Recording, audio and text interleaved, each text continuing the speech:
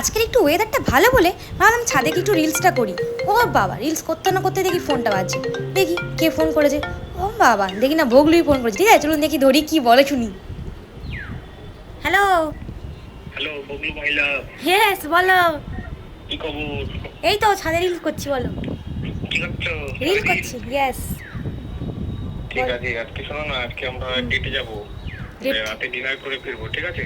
হ্যাঁ ওই 1টার দিকে বেরোবো, 7:30, সরি 7-8টা, অত দেরি করবো না, 7টার দিকে বেরোবো।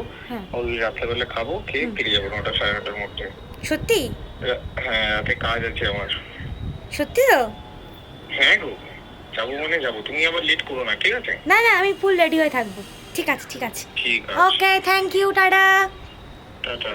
বাবা আমাকে ডেটে নিয়ে যাবে। উহু ইউহু।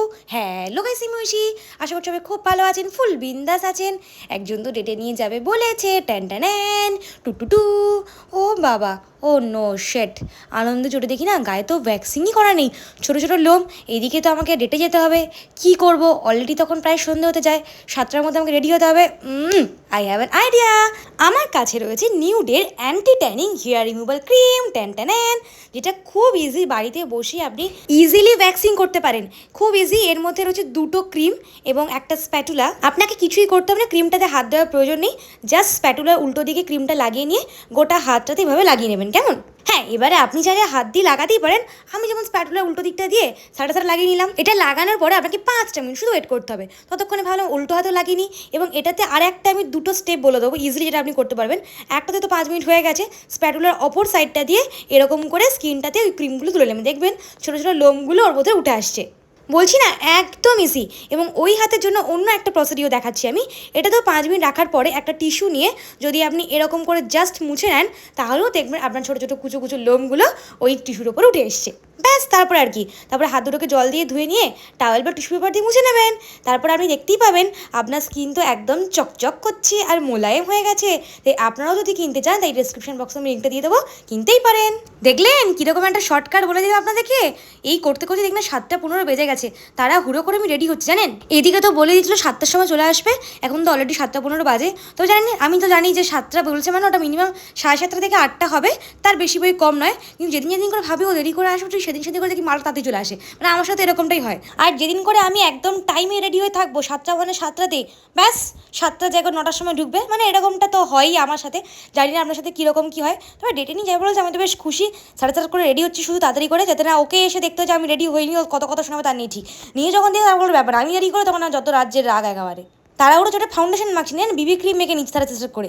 ও, আজকে আমি লাগাচ্ছি হচ্ছে ক্রিম ব্লাশার।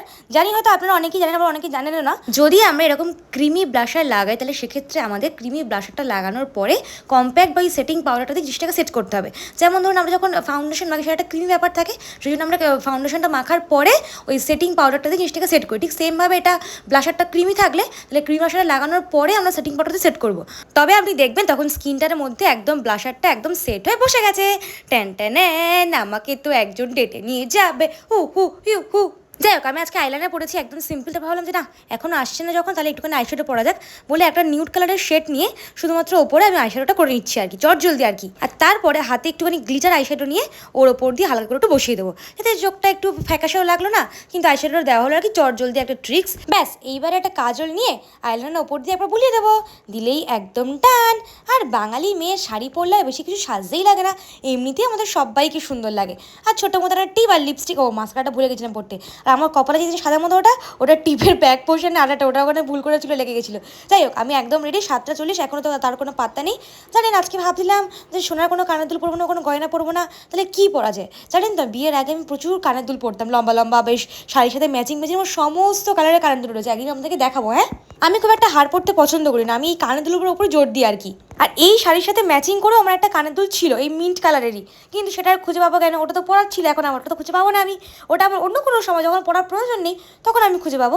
যাই হোক, এই দুটো হোয়াইট কালারের কানের দুল বের করেছি, কোনটা পরবো ভাবছিলাম। আলটিমেট ভেবে চিন্তে ভাবলাম যে না, সরু মতন লম্বা মতনটাই পরি। কী বলুন আপনারা? দাঁড়ান, পরে চলে সারাপ করে, ব্যাস ফুল পরে চলে এসেছি আমি। একদম আমি রেডি। ঘড়ির কাঁটা অলরেডি ছুটছে, কিন্তু বাবুর কোনো পাত্তা নেই। চলুন বসে অপেক্ষা করি। ও না, দাঁড়ান, ব্যাক ক্যামেরাতে আমার একবার লুকটা দেখাই, কি ঠিকঠাক লাগছে তো নাকি? অবশ্যই কিন্তু জানাবেন। কোথায় নিয়ে যাবে আমি একে কত এক্সাইটেড, এখনও অবধি পাত্তা নেই। ঘড়ি কাটা 8:30 বাজে, এখনও অবধি আসেনি জানেন। অগত্যা আমি শুয়ে আছি রেডি সেডি হয়ে। পুচু কটা বাজে? 9:15 বাজে, তুমি এখন ঢুকছো? কাজ করছিলাম, কাজ করতে করতে মানে বৃষ্টিও হচ্ছে, বাইরে আটকে গেছি পুরো। তা তুমি আমাকে ফোন করোনি কেন? আমি রেডি হয়ে বসে আছি, আমি জানি একটা জায়গায় যাবো, ভিডিও বানাচ্ছিলাম। তাতে কি হয়েছে, একটু দেরি তো হয়েছে। না একটু মোটেই দেরি হয়নি। ঠিক আছে চলো এখন যাবো আমি। বৃষ্টি পড়ছে বাইরে, কোথায় যাবে? তার থেকে ভালো বাড়িতে রেস্ট নাও তুমি। না আমি সে কখন থেকে রেডি হচ্ছি, বিকেল থেকে, যে এক জায়গায় যাবো বলে। এসব ফালতু কথা আমাকে বলবে না। তুমি বিকেল থেকে রেডি হচ্ছ, তুমি দেখ মানুষ তো বাইরে তো বৃষ্টি হচ্ছে, তুমি তো একবার ফোন করবে আমাকে। যা রেডি হবো কি হবো, রেডি হচ্ছি বিকেল থেকে। আমি ফোন করব নাকি তুমি আমাকে জানাবে যে তুমি আসতে পারছো না? আমার জাস্ট কিছু বলার নেই, আবার চলে যাচ্ছে দেখুন শুধু। কোথায় চলে যাচ্ছে? তুমি গেলেটা কোথায়? একটু বাইরে যাবো, দাঁড়াও। কি বাইরে যাব? বৃষ্টির আপডেটটা নিয়ে আস। আমি কিছু বলার নেই আমার আর বুঝো, তোমাকে সত্যি কথা বলছি, আমি এরকম ফালতু ছেলে দূরে দেখিনি। টাটা, এখন তো বৃষ্টি কমে গেছে। বৃষ্টি কমে গেছে? চলো।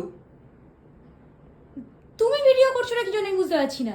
আমি তোমাকে লোককে দেখাচ্ছি তুমি কি করো আমার সাথে। এবারে তো ডেটে যাবো। ডেটে যাবো এই 9:15 সময়তে, তুই যা। গাইস ফাইনালি আমরা যাচ্ছি ডেটে। হালকা রাগারাগি করার পরে ভয় পেয়ে গেছে। তো ডেটে গিয়ে কোথায় আমি জানি না, মোটামুটি তো বললে আমাকে খাইয়ে নিয়ে আসবে। চলুন তাহলে যাই।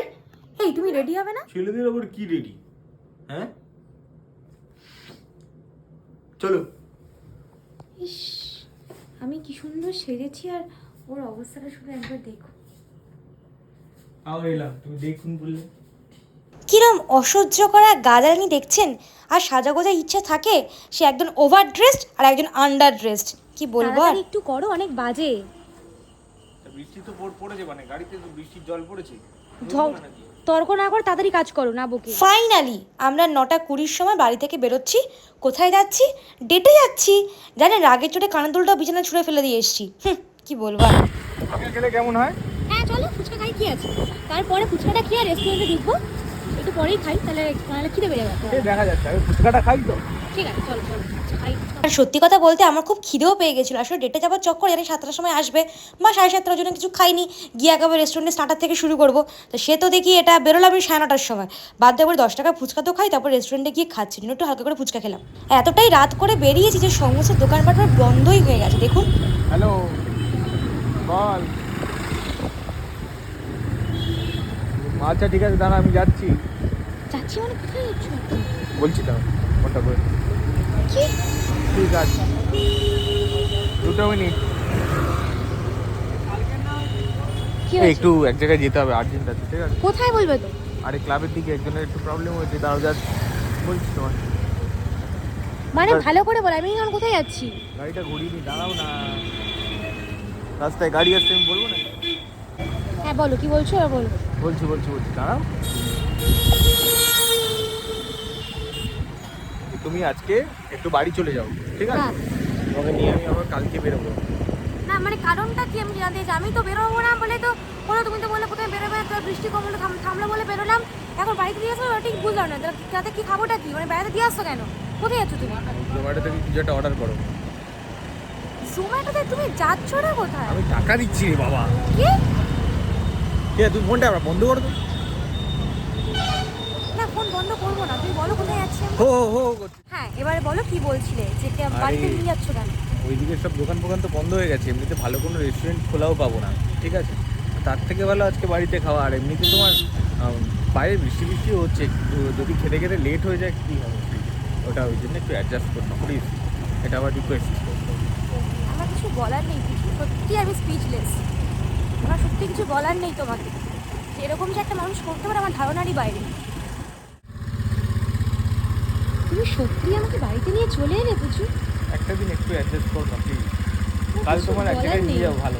তুমি কোথাও জানো না, আমার সত্যি মানে কিছু বলার নেই তোমাকে, আর বিশ্বাস করো।